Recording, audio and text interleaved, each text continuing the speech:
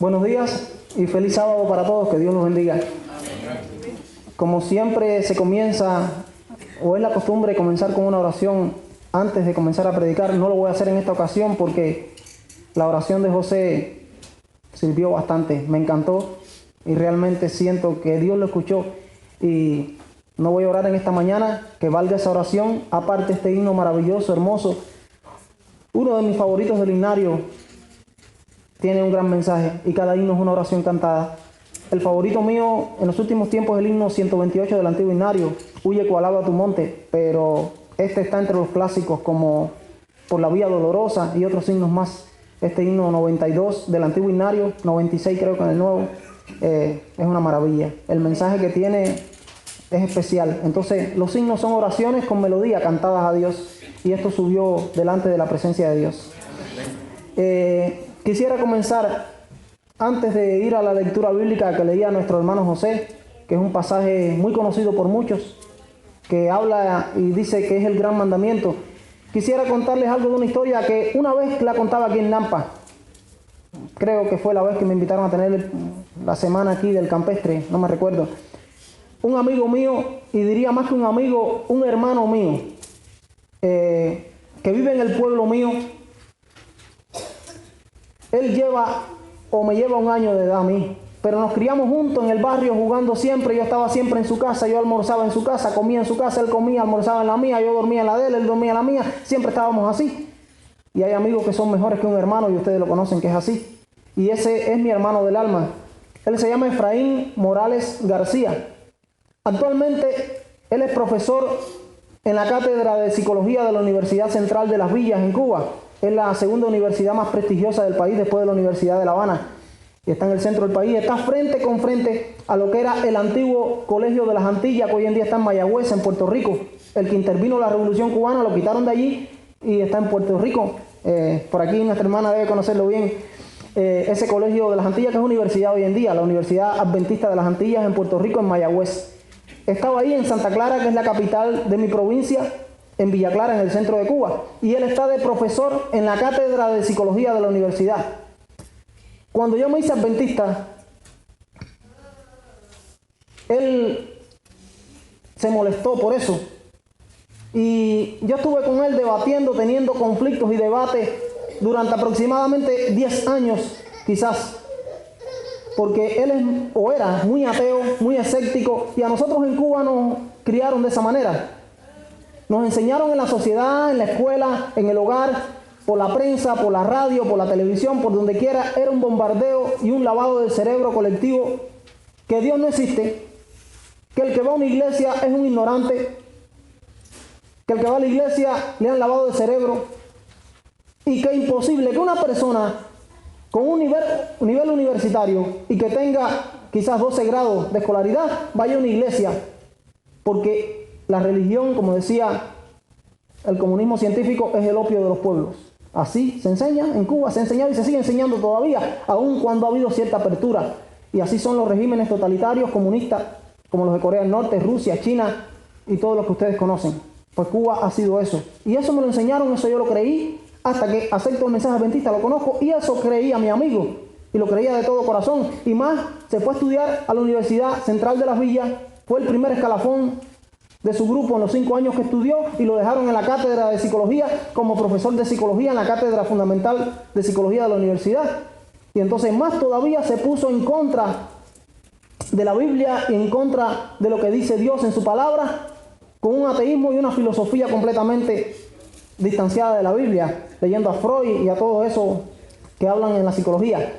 Entonces, hasta que pasaron 10 años, que gracias a Dios él se hizo adventista del séptimo día, aunque hoy en día él está apartado de la iglesia. Su mamá cayó con un cáncer, con una leucemia, murió, y eso lo zarandeó de tal manera que parece que perdió la fe en el camino, y hoy está apartado, aun cuando acepta el mensaje adventista en el corazón. Así que le pido que oren por él, porque Dios puede hacer grandes maravillas en su vida. Al menos cambió su mentalidad con respecto al ateísmo que él tenía en su corazón.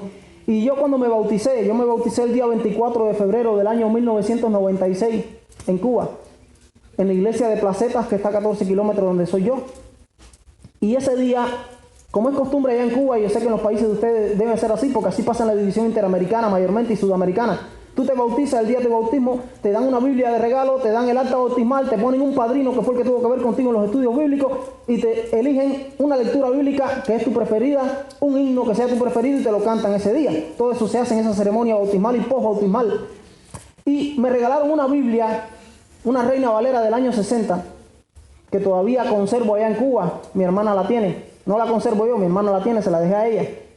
Y esa Biblia me la dedicaron en la iglesia. Yo llegué a mi casa después del culto, del mediodía, del bautismo, le di la noticia a mi mamá y a mi papá y todo lo demás, y salí a hacer unas visitas. El almuerzo no estaba listo en la casa todavía, y salí a hacer unas visitas porque estaba visitando a algunas personas allá en el pueblo, y dejé la Biblia encima de la mesa.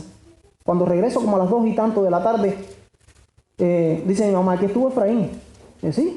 Sí, vino de la universidad ahora mismo y estuvo aquí en la casa.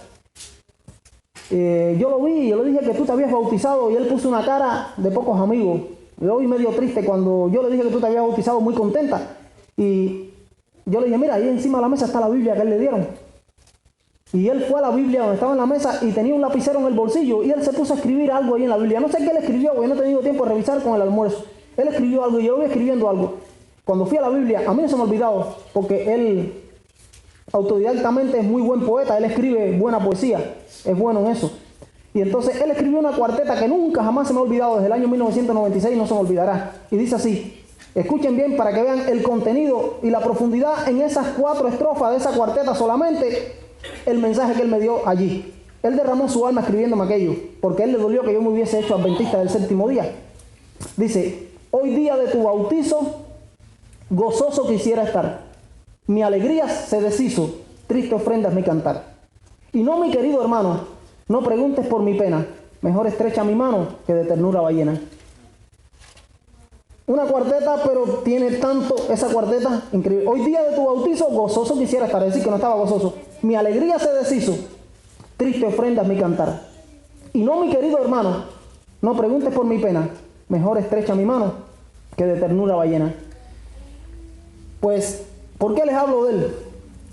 Porque el tema o la meditación esta mañana tiene mucho que ver con él y con algo que él me dijo. Recuerden que él es profesor de psicología en la Universidad Central de Las Villas y está muy vinculado a la filosofía, a la psicología, y es una gente muy inteligente, muy preparado en esta rama. No por gusto lo dejaron de profesor en la Universidad de Las Villas. Siendo estudiante, acababa de terminar, lo dejaron allí mismo, en la cátedra de psicología. Y entonces él, cuando él se hace adventista, cuando él reconoce el mensaje adventista, cuando él se bautiza, porque llegó a bautizarse, entonces estudiando y leyendo la Biblia, como todo lo asocia con la psicología, él me dice algo un día muy curioso y me llamó la atención. Nunca había pensado en esa óptica, en esa perspectiva. Él estaba leyendo y él vino a la casa a darme la noticia, porque había descubierto en el gran mandamiento que leía mi hermano José, allí, yo os invito, vamos allí, Marcos capítulo 12, versículo 28 en adelante. Y el que me lo encuentra, que tenga una voz fuerte, que me lo lea fuerte, que todo el mundo lo escuche. Marcos 2, 28 al 32. Si quieres, José mismo, léemelo tú de nuevo. ¿Tú tienes el micrófono ahí? Marcos 2, 28 al 32. Acercándose uno de los escribas que los había oído disputar y sabía que les había respondido bien, le preguntó, ¿cuál es el primer mandamiento de todos? Jesús le respondió, el primer mandamiento de todos es, oye Israel, el Señor nuestro Dios, el Señor uno es. Y amarás al Señor tu Dios con todo tu corazón y con toda tu alma y con toda tu mente y con todas las fuerzas. Este es el principal mandamiento. Y el segundo es semejante, amarás a tu prójimo como a ti mismo. No hay otro mandamiento mayor que estos. Entonces el escriba le dijo, bien maestro, verdad has hecho, que uno es Dios y no hay otro fuera de él. Gracias, José. Él me decía algo, llego a la casa corriendo y me dijo, descubrí algo aquí. Mire, aquí en el gran mandamiento están las 3 esferas de la personalidad. Y dije, ¿cómo es eso? Explícame más detalladamente, no entiendo lo que me quiere decir. Sí, lo que nosotros estudiamos en psicología, las 3 esferas de la personalidad están involucradas aquí en este gran mandamiento que Jesús enseñó. Y me ha impresionado eso, me dice él. Eso fue recién empezando casi él. Y entonces, a ver, explícame qué es lo que tú me quieres decir. Y yo lo dejé que él se explayara diciéndome. Me dijo, mira, ese gran mandamiento, aquí habla de las 3 esferas de la personalidad. En el versículo 30 dice, y amarás al Señor tu Dios con todo tu corazón. Dice, ahí está la primera esfera de la personalidad. El corazón tiene que ver con la parte espiritual del ser. Porque está la parte espiritual del ser, está la parte volitiva del ser y está la parte cognitiva, que es la parte del conocimiento, de la mente. Me digo, aquí están involucradas las 3 esferas de la personalidad en el gran mandamiento que Jesús enseñó. Dice que amarás al Señor tu Dios con todo tu corazón, es decir, con toda lo que es la parte espiritual de tu ser, con lo que es la parte de las emociones, con lo que es la parte de los sentimientos. Pero no solo se queda ahí, sino con la parte volitiva, con la parte de la voluntad, con la parte de la fuerza, con la parte física. Dice que lo amarás con todas tus fuerzas y con todo tu mente, con toda tu mente, que es la parte cognitiva, es la parte de la razón, es la parte del conocimiento, es la parte intelectual del ser. Es la parte intelectual, la parte volitiva y la parte espiritual del ser. Y me llamó la atención que él me dijera aquello, y eso fue lo que me provocó a mí ponerme a estudiar un poquito más a profundidad este tema en relación a esto. A él aquello lo impactó, a él lo tocó, mucho más de lo que lo había tocado quizás lo anteriormente escrito, y se metió un poquito más de lleno en el estudio de la Biblia en este tema porque se dio cuenta que ya esto estaba mencionado antes de que fuese descubierto por la psicología, que la psicología es casi que una ciencia incipiente. No hace muchos años que comenzó esto, y él se sorprendió que estuviera en la Biblia tan claro y relatado por el mismo Jesús. Y entonces, hay algo importante aquí en estos 2 mandamientos que Jesús dijo, porque ustedes conocen y conocemos que en el mundo cristiano, evangélico y protestante en general, se dice que la ley de Dios ya no está en vigencia, los 10 mandamientos, que están en Éxodo 20 y en Deuteronomio capítulo 5, mencionado en esos 2 capítulos de la Biblia, donde se habla del 7º día o sábado, sino que cuando Jesús vino, Él enseñó 2 mandamientos nuevos: amar a Dios sobre todas las cosas y amar a tu prójimo como a ti mismo, que no hace falta la obediencia a la ley de Dios, que la ley de los 10 mandamientos quedó caducada, porque Jesús enseñó una nueva ley, la ley del amor, que involucra estos 2 mandamientos, el amor a Dios y el amor al prójimo.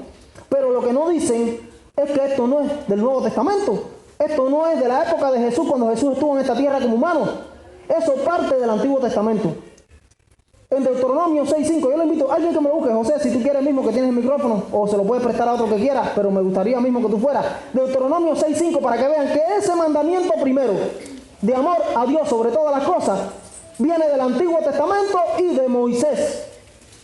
1500 años antes de que Jesús apareciera en esta tierra como un ser humano, ya eso estaba escrito allí. Es decir, que no era nuevo, Jesús no estaba enseñando algo nuevo, era algo que ya estaba de la antigüedad.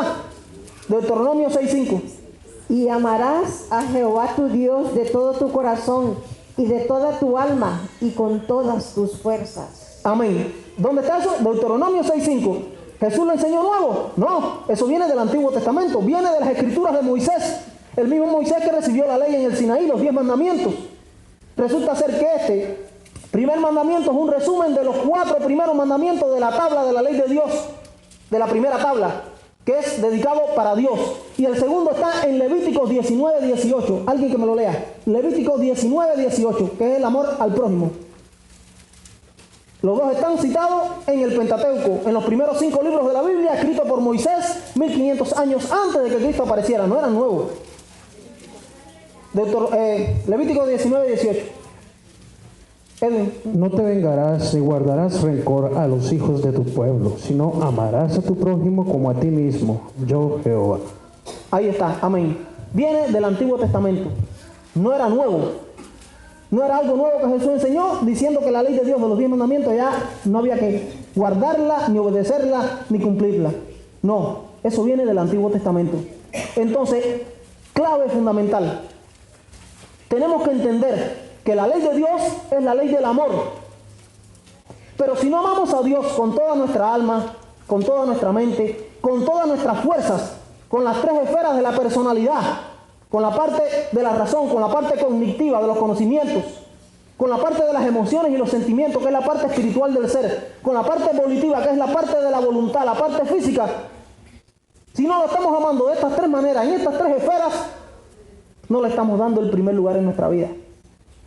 El amor a Dios debe ser en todo nuestro ser, desde el principio hasta el fin, en todo. Porque hay algo que tenemos que entender. Y yo lo decía una vez aquí, en un tema que predicaba. En el libro El deseado de toda la gente, el capítulo que se llama a sí mismo Judas, creo que es el capítulo 76, si mal no recuerdo el número del capítulo, por ahí anda. Allí Elena de White describe que Judas Iscariote se perdió amando a Jesús. Judas Iscariote amaba más el amor al dinero, a las riquezas, amaba más sus propias opiniones y preconceptos que él tenía que lo que Jesús tenía que darle y enseñarle. Por eso cuando nosotros amamos más cualquier otra cosa, y lo tratábamos en la lección esta mañana, y lo ponemos en primer lugar por encima de Dios, no lo estamos amando con toda nuestra alma, con toda nuestra mente, con toda nuestra fuerza. Si amamos más nuestro negocio, si amamos más mi carrera, si amamos más a mi esposo, a mi esposa, a mi hijo, si me amo más a mí mismo que a Dios, no lo estoy amando en primer lugar y sobre todas las cosas. Y aun cuando lo amemos, fíjense, es una ironía y parece una contradicción. Si yo preguntara esta mañana, ¿puede alguien perderse amando a Jesús? Muchos dirían, no, imposible. Tú lo analizas así de primera. Y yo hiciera esta pregunta comenzando el tema. Y yo hiciera aquí, bueno, entregar una hoja a cada uno y escriban. Y la pregunta yo la escribiera, respóndame. ¿Podemos perdernos amando a Jesús? Y muchos dirían que no. Explique. Y hay muchas razones para no. Porque ¿cómo es posible que alguien se pueda perder amando a Jesús? Eso parece inaudito, parece ilógico. Pues les cuento que sí. Porque podemos amar a Dios, podemos amar a Jesús y no por gusto estamos aquí. Si estamos aquí es porque amamos a Dios en esta mañana. Pero lo estamos amando sobre todas las cosas. No quiero que me respondan. Respóndete tú mismo, en tu mente, en tu corazón. ¿Qué estás poniendo en primer lugar, que está ocupando el lugar que Dios, Jesús y su palabra debe ocupar por encima de todo? Dice Mateo 6:33, buscad primeramente el reino de Dios y su justicia, y todas las demás cosas vendrán por añadidura. Primero Dios, no yo. Y hablábamos aquí, y Irma hablaba en la clase. El primero que comenzó a exaltarse fue Lucifer en el cielo. Yo, seré semejante al Altísimo, yo subiré, yo, como diríamos, cristianos, yo, para mí, como el asadón, que todo es para sí. No, nuestra vida debe ser una vida de entrega, pero una vida de entrega a la voluntad de Dios. Y cuando amemos a Dios con toda nuestra alma, con toda nuestra mente, con todas nuestras fuerzas, entonces estaremos en lo correcto. Pero si no lo estamos poniendo en primer lugar, tenemos otros dioses ajenos delante de nosotros. Y la Biblia dice, no tendrás dioses ajenos delante de mí, el primer mandamiento. Y muchas veces pensamos que un Dios ajeno es Buda, es Mahoma, es Confucio, es un ídolo que tenemos. Pero no. El Dios ajeno es todo aquello que ponemos en primer lugar, en el lugar que Dios debe ocupar en nuestras vidas. Eso es un ídolo, porque un ídolo es todo aquello que ocupa el lugar que Dios debe ocupar en nuestras vidas. Y si tenemos algo en primer lugar por encima de Dios, podemos estar seguros que estamos perdidos. Y perdidos amándolo, no quiere decir que no lo amamos. Y ahí está la parte dura. Qué duro es perderse amando a Jesús. Yo no quiero imaginarme a Judas Iscariote al final del milenio, cuando esté fuera de los muros de la ciudad y ve allí que allí está el apóstol Pedro, que allí está el apóstol Juan, que allí están los discípulos que eran compañeros de él, con Jesús encima del muro, salvos, y él esté perdido afuera. Porque cuando se levanten los muertos en la resurrección, se van a levantar con el mismo carácter que tenían cuando fueron a la tumba. Porque como decían aquí en la lección esta mañana, la muerte es un sueño. Jesús la comparó a un sueño. En la muerte no hay conciencia, no hay pensamiento, no hay sentimiento, no hay nada. Va a ser un abrir y un cerrar de ojos, un despertar, ¡bum!, de buena primera, un pestañazo de Judas Iscariote, porque él murió ya hace 2000 años atrás, se suicidó. Cuando él se levante, después del milenio, en esa resurrección de todos los impíos, de todas las épocas, se va a levantar con los mismos pensamientos, los mismos sentimientos, el mismo carácter que él tenía cuando él descendió a la tumba. Es decir, que se va a levantar amando a Jesús todavía. Increíble, aunque cueste decirlo, pero es verdad. porque era lo que él tenía en su corazón. Pero como no amaba a Jesús en primer lugar, sino que era ladrón, él era el financiero del grupo, se robaba la bolsa. Ahí está en Juan capítulo 12. Ahí lo dice que Judas era ladrón y él robaba el dinero de la bolsa. Judas amaba más sus propias opiniones. Y entonces Judas se va a levantar con los mismos sentimientos.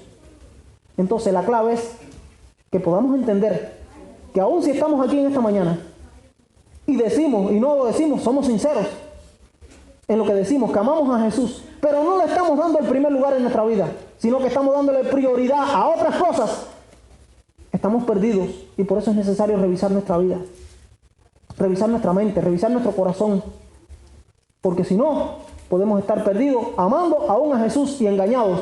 Por eso se cumple lo que dice Mateo 7. Dicen, aquel día me dirán, Señor, Señor, en tu nombre no profetizamos, en tu nombre echamos fuera demonios, en tu nombre hicimos milagros, Señor. Y él dirá, nunca os conocí, apartados de mí, hacedores de maldad. Son sinceros. Eran cristianos, esos no son gente que no son cristianas, son cristianos que le van a decir a Jesús, pero ¿por qué, Señor? Si yo iba a la iglesia todos los sábados, yo llevaba una Biblia, yo la leía todos los días, yo le predicaba a otros sobre ti, ¿por qué yo estoy perdido, Señor? Judas también lo hacía. Judas salió con los discípulos en la misión de los 12. Judas salió con los discípulos en la misión de los 70. Judas predicaba. Y cuando regresaron de la misión de los 70, recordamos la historia, que dice que estaban muy regocijados y le decían a Jesús, Señor, los demonios se nos sujetan, suceden milagros, hacemos toda esta cosa. Y Jesús, tanto porque los demonios se les sujeten, sino porque su nombre está escrito en el libro de la vida. Y eso es lo que tenemos que tener nosotros como preocupación. No que prediquemos, no que estudiamos, no que quizás traigamos 30 personas aquí. Amén, gloria a Dios. Pero como decía el apóstol Pablo, no sea que yo, siendo heraldo para muchos, venga a ser causa de pérdida. Porque la primera alma que hay que salvar, la primera alma que tenemos que salvar, somos nosotros mismos. Por eso dice Elena de White en uno de sus escritos, que no va a haber en el cielo santo sin corona, ni corona sin estrella. ¿Por qué? Aún cuando hay una corona con una sola estrella, esas estrellas, esos símbolos de las almas ganadas. Pero por eso no va a haber un santo sin corona, ni corona sin estrella, porque aun cuando no haya sido instrumento para que otro entrara al cielo, el hecho de tener una sola joya en tu corona va a simbolizar que tú estás allí, porque la primera alma que hay que salvar es la tuya misma, la mía. La primera alma que tenemos que salvar, antes de salvar a tu esposo, salvar a tu hijo, salvar a tu esposa, es salvarte a ti mismo. Y por eso que allí en el cielo vamos a tener una corona con una estrella, aunque sea, el que menos tenga va a tener aunque sea una. Y esa una representa el alma de él que va a estar salva allí por la eternidad. Entonces, Judas Iscariote se perdió amando a Jesús. Y el amor de Dios por nosotros es tan grande, es infinito. A tal punto que Dios hizo algo especial para nosotros. Y es un punto que tenemos que entender. Porque muchos dirán, y muchos dicen, ¿cómo le predico a otro? Yo no tengo el valor de hacerlo, ¿cómo le digo? Sin embargo, hay dos cosas muy fundamentales, sencillas, simples, para la predicación, que lo podemos compartir con cualquiera, y si logramos que los entiendan las personas, van a alcanzar la salvación. Y una es el testimonio de nuestra vida. ¿Quién era yo antes? ¿Qué me pasó en el momento que conocí a Jesús?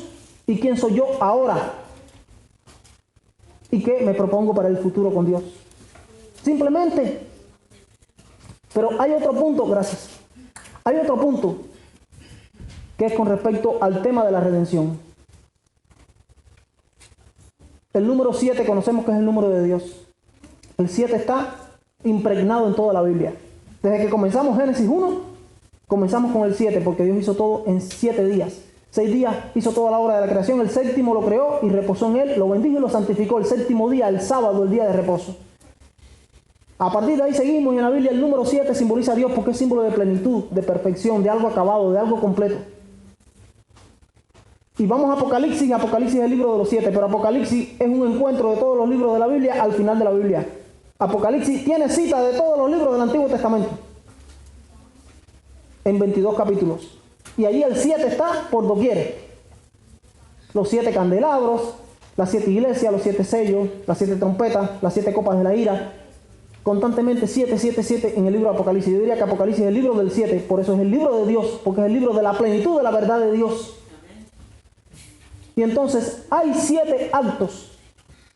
Si el 7 es un número de Dios, ¿Cómo Él no iba a redimir al ser humano, a la especie humana y al universo a través de ese paso hecho por 7 pasos en la redención? Número 1, el primer paso y más importante de la redención. Si no se hace el primero, no hubieran seguido los demás. Porque muchos quieren exaltar el hecho de la muerte de Jesús en la cruz nada más, o la resurrección. No. Estos actos, porque la salvación no es un evento. Queremos que lo entendamos, porque muchos dicen que la salvación sucedió en la cruz y que la expiación final sucedió en la cruz. Mentira. La salvación no es un acto, es un proceso. Un proceso de 7 pasos de Dios. Y el primero y más importante de todos los pasos al comenzar, porque si tú no das el primero no puedes llegar al segundo, es la encarnación. Dios, en la persona de Jesucristo, se hizo carne, decidió hacerse carne y se encarnó para venir a vivir como uno de nosotros en esta tierra y darnos la oportunidad y el ejemplo para la salvación. El primer paso, encarnación. Segundo paso, cuando Él estuvo en esta tierra no solo se encarnó, Satanás vino a tentarlo, lo estuvo tentando durante 33 años y medio en su vida. Desde que comenzó a tener uso de razón, que era un bebecito, quiso matarlo, prácticamente con 2 años casi.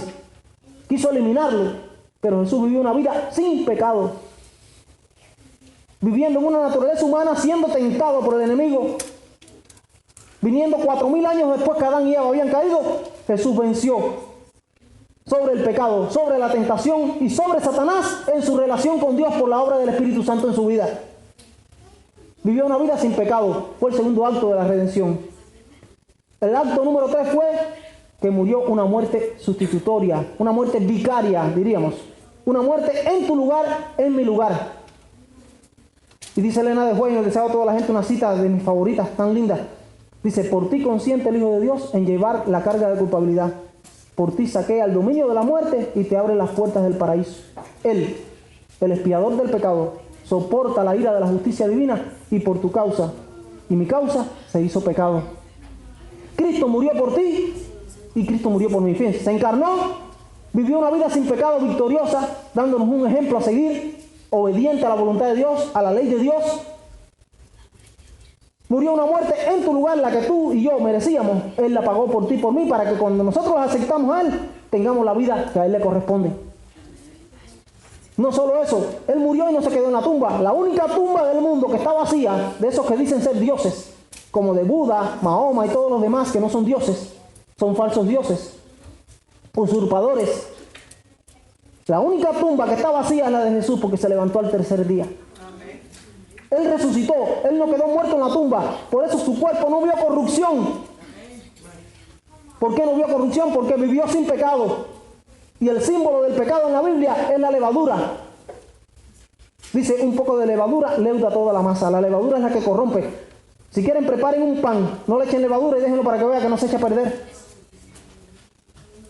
Tomen un pan con levadura y déjenlo un poquito afuera para que vean el moho, se llena enseguida, porque la levadura corrompe.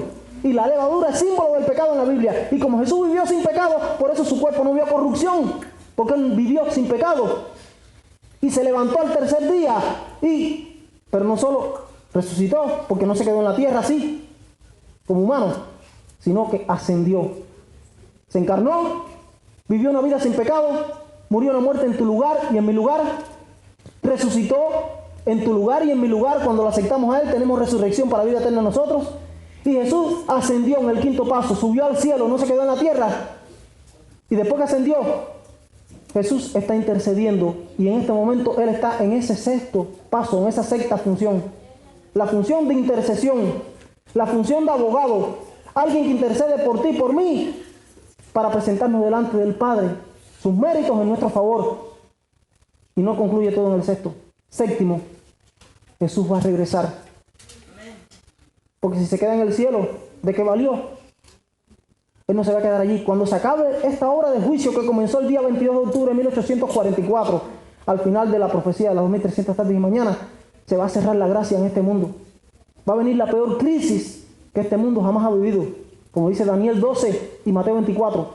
Dice, tiempo de angustia cual jamás ha habido que existe nación sobre la tierra ni lo habrá. Es el tiempo de angustia de Jacob, el tiempo de las plagas postreras, el tiempo que este mundo se va a volver un caos total. todas las naciones de la tierra. Y ese será el tiempo en que Él se va a dedicar a preservar a su pueblo. Y será el tiempo que nos aprendamos bien claro desde hoy el Salmo 91, lo que significa el Salmo 91.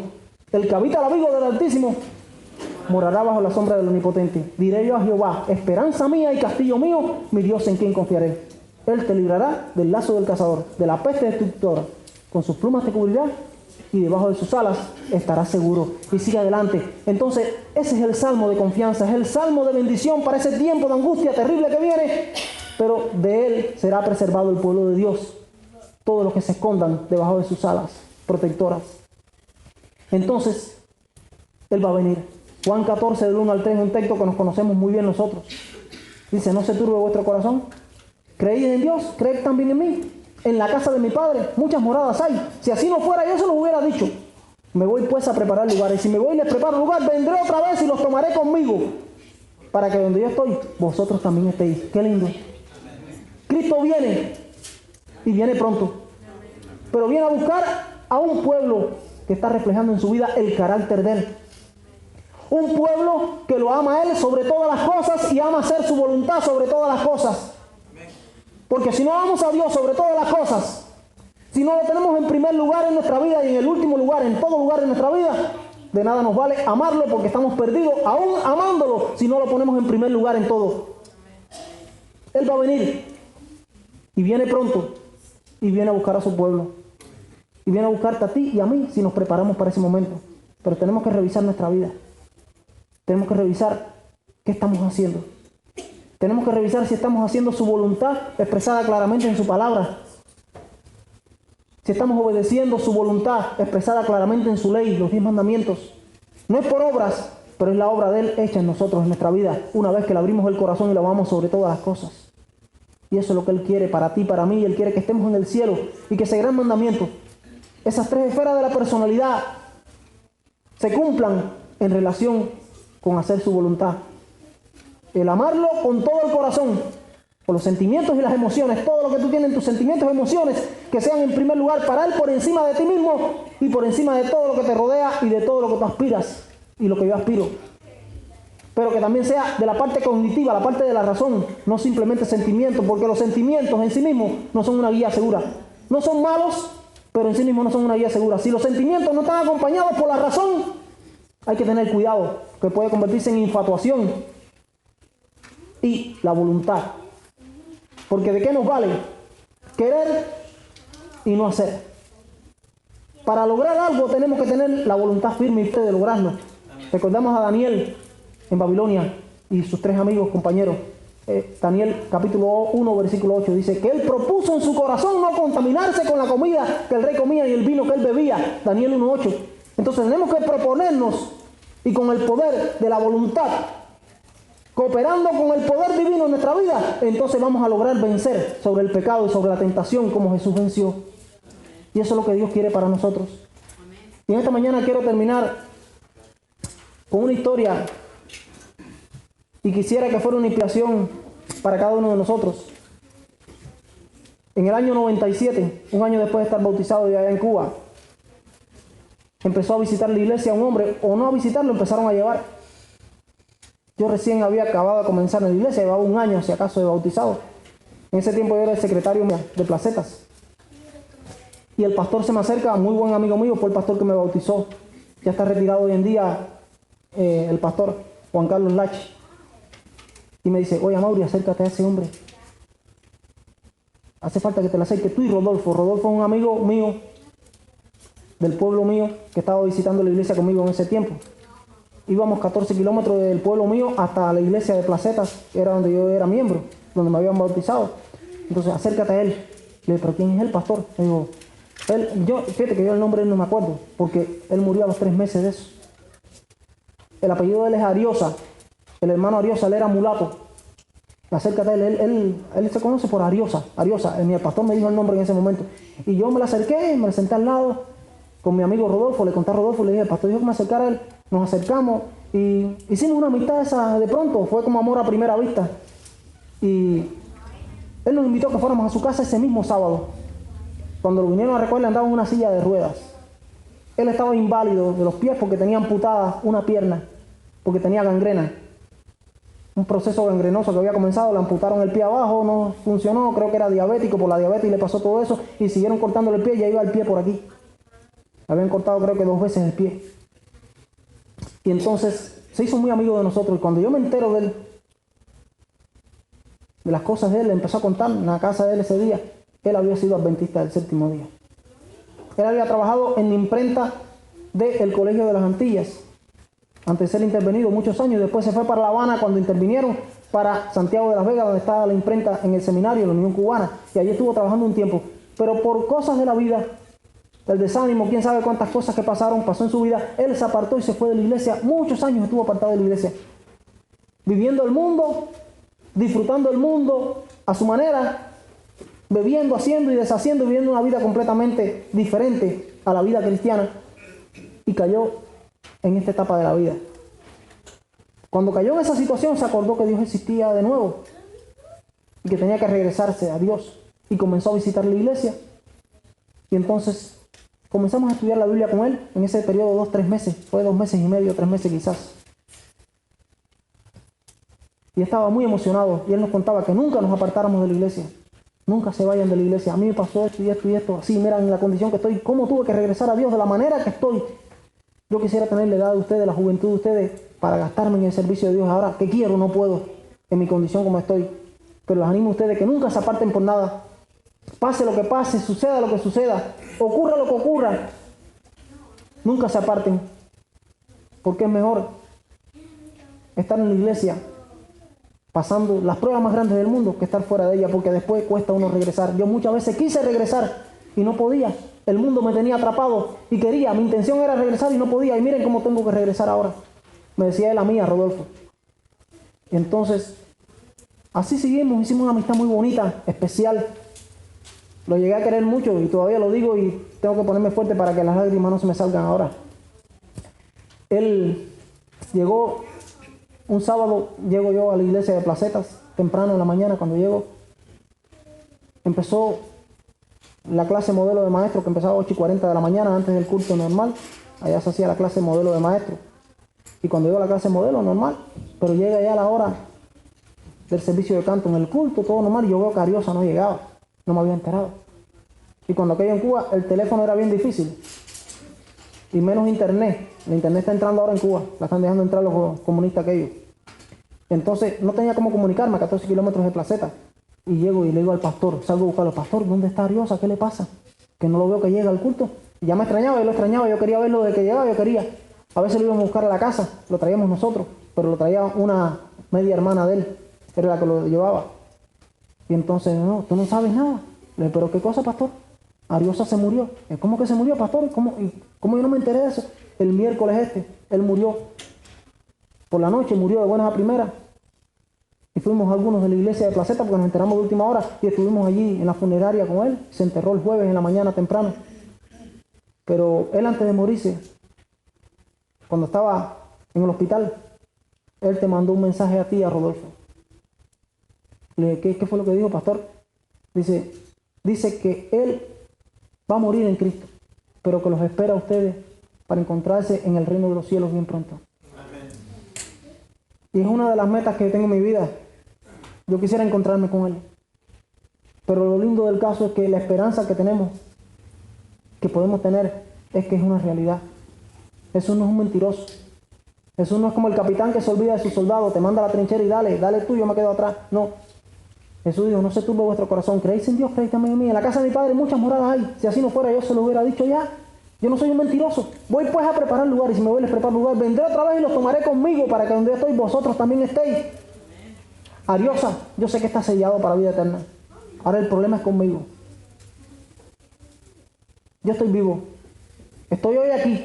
Estoy hablándoles a ustedes. Mañana, ¿dónde voy a estar? Si muriera y estuviera sellado para vida eterna, amén. Pero de aquí a que Cristo venga, a lo mejor estoy vivo todo este tiempo. Quién sabe si me aparte o no. No lo quisiera.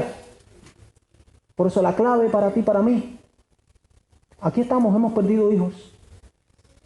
Hemos perdido padres. Hemos perdido esposo o esposa. Algunos están viudos. Algunos han perdido alguna hija, un hijo. Algunos han perdido ya a sus padres y han muerto en la fe. ¿Y cuál es la esperanza de que puedan estar con ellos por la eternidad? Que se mantengan ustedes fieles. Porque ellos están sellados para vida eterna. Ellos no están sufriendo porque en la muerte no hay conciencia, es un sueño, dijo Jesús. Y cuando se levanten, se van a levantar para vida eterna, transformados completamente. Y en ese momento, cuando Cristo venga por segunda ocasión, Él enviará a sus ángeles a los cuatro vientos del cielo y juntarán a sus escogidos y nos va a recibir en las nubes del cielo. Pero allí nos va a ligar a los parientes que perdimos hace tiempo. Ese viaje al cielo va a ser con nuestros seres queridos que ya están descansando en el Señor. Pero, ¿qué hay de tu vida? ¿Qué hay de mi vida? ¿Estaré listo para encontrarme en esa cita que Dios me dio? Yo quisiera estar. ¿Tú quieres estar con ese ser que ya tú perdiste, que querías? Acuérdate que Él ya está seguro y sellado para vida eterna. Pero tú no estás seguro en este momento. ¿Por qué? Porque tienes que mantenerte en esta lucha, en esta tierra. Y si no pones a Dios en primer lugar en tu vida, por encima de todas las cosas, puedes estar seguro que estarás, sí, en la resurrección, pero en la resurrección después del milenio, perdido con Judas Iscariote, amando a Jesús afuera, llorando y lamentándose, porque va a ver allí a Abraham, a Isaac, a Jacob y a todos los profetas en el reino de los cielos con Cristo, y él va a estar excluido. Dice allí la Biblia que por eso será el lloro y el crujir de dientes. Ojalá no estemos llorando y crujiendo los dientes en ese tiempo, sino que podamos decir: he aquí nuestro Dios, le hemos esperado y Él nos salvará. Nos alegraremos y nos gozaremos en su salvación. Que Dios te bendiga y preparémonos, sí, preparémonos, que no quede como una frase dicha aquí, como dice el libro de Amós: preparémonos para el encuentro con nuestro Dios. Hay que prepararse. ¿Y cómo nos preparamos? Poniendo a Dios en primer lugar sobre todo en nuestra vida. Cuando tengamos a Dios en primer lugar en todo en nuestra vida, olvidémonos que todo Él lo va a añadir. Y Dios quiere que tú te salves, Dios quiere que estés allí, Dios quiere que yo esté allí. Y yo también les estoy dando una cita hoy a ustedes. Quiero encontrarme allí en la ciudad de Dios. Y que Dios nos ponga a vivir cerca a nosotros que nos conocemos. En el barrio, en el mismo edificio, no sé cómo va a ser, pero que podamos estar cerca. No sé cómo va a ser los almuerzos allí, pero esa gran primera cena, en esa mesa de plata kilométrica, de muchos kilómetros de largo, Jesús mismo va a servir. Qué maravilloso es Dios, qué humilde. Él se va a ceñir allí para servirnos en esa mesa. La cena es para nosotros y Él va a servir la mesa. Pero allí a tu lado va a poner a ese ser que tú perdiste, que tú querías. Qué lindo es encontrarse con ellos. ¿No te quieres encontrar con ellos? Quiera Dios. Para hacerlo, tenemos que amarlo sobre todas las cosas. Que Dios te bendiga.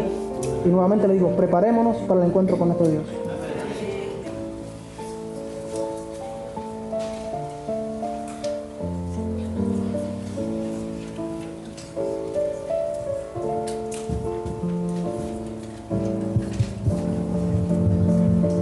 Fácil es decirlo, pero la vida del cristiano no es fácil. Tenemos que contender por nuestra fe todos los días.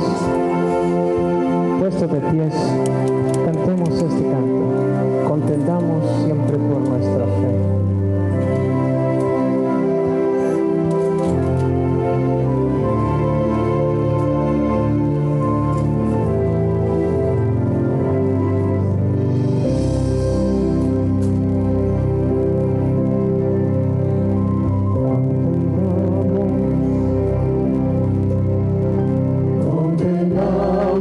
Siempre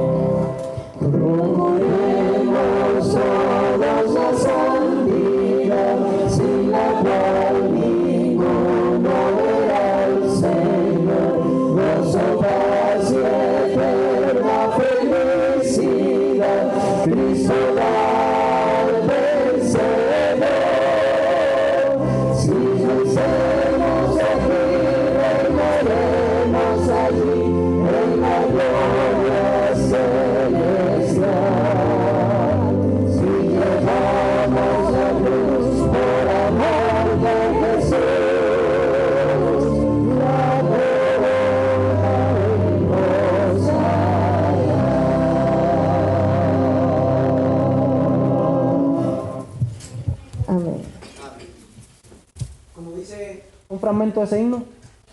Procuremos toda la santidad sin la cual ninguno verá al Señor. Gozo, paz y eterna felicidad Cristo da al vencedor. Con estas palabras en mente, yo quisiera invitar a mi hermano Diego. El Espíritu me está diciendo que él sea el que tenga esta oración final de rodillas. Y quisiera que todos los que se quieran comprometer en esta mañana con Dios, no conmigo, no con el hombre, no me gusta apelar a las emociones ni los sentimientos de nadie, no soy un manipulador, es su compromiso con Dios, que cuando Diego, es más, no cuando él la tenga, sino en este momento el que quiera comprometerse de verdad, de corazón, a entregarle su vida completamente a Dios, olvidarse de todo aquello que sepa, porque nadie mejor que tú sabe qué está impidiendo quizás que tú te encuentres con Jesús y con esos seres queridos que ya perdiste. Que pase al frente, lo más cerca que pueda estar aquí, en la plataforma, donde quiera, para tener esta oración de rodillas, una oración de consagración y entrega, porque queremos estar allá. Y quiera Dios que podamos estar allá. Así que Diego, es tu tiempo. Si tienes algo que decir, lo puedes decir en este momento. Siéntate libre. Gracias por el mensaje, ¿no? Sencillo pero llegador. Siempre he pensado yo así lo he expresado, ¿no? Primero hay que amarnos a nosotros mismos también para poder dar amor a los demás. Hay que amar a nuestro Dios primero sobre todas las cosas. Y esa es la clave. Amar a nuestro Dios sobre todas las cosas. Vamos a poner de rodillas. Siempre he pensado que el orar a nuestro Dios es signo de humillación. Así que los voy a invitar a que se pongan de rodillas. Puedes acercarte acá como nuestro hermano dijo, si quieres entregarte todo a nuestro Dios. Gracias, Señor, tú que moras en las alturas de los cielos. Santificado sea tu nombre, Señor. Amén.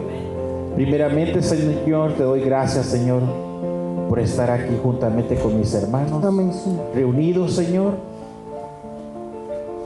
santificando tu nombre, Señor, y obedeciendo a tu palabra, porque este es tu día santo. Amén, Jesús.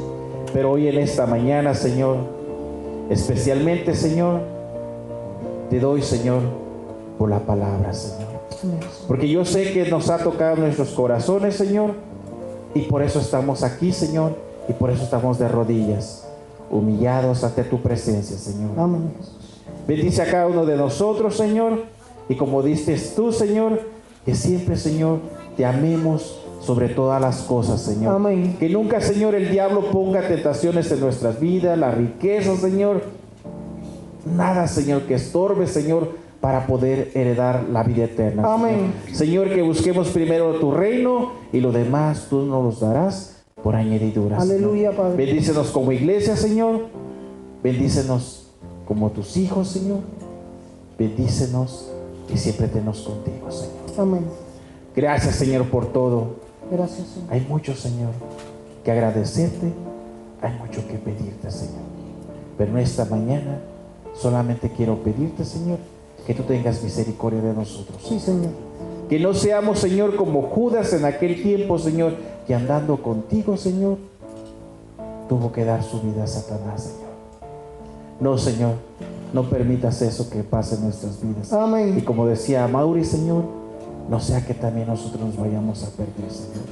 Sino queremos estar contigo, Señor, en aquel día, Señor, y estar ante tu presencia, Señor. Aleluya, Padre. Gracias, Señor, pues por todo, porque todo te lo pido en el nombre de nuestro Señor Jesucristo. Amén.